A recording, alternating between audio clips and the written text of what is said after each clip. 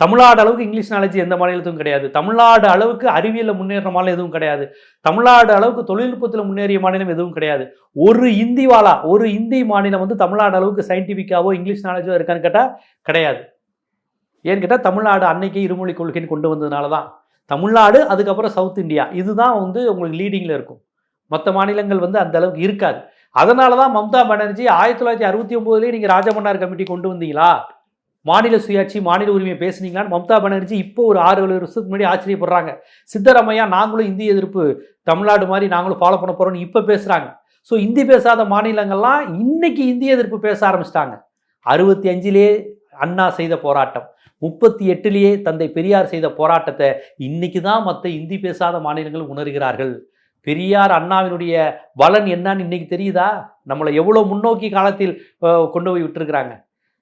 பெரியார் யாருன்னு நீ கத்திக்கிட்டு இருக்காங்களே, இதுதான் பெரியார். நம்மளை வந்து ஒரு வங்க மாநிலம் போல, ஒரு குஜராத்தி மாநிலம் போல, ஒரு கன்னடர் போல, ஒரு தெலுங்கர் போல, ஒரு வட இந்தியர் போல இல்லாமல் எல்லா மாநிலங்களை விடையும் நம்மளை வந்து கல்வியில் சிறந்து இருக்க வைத்திருப்பதும்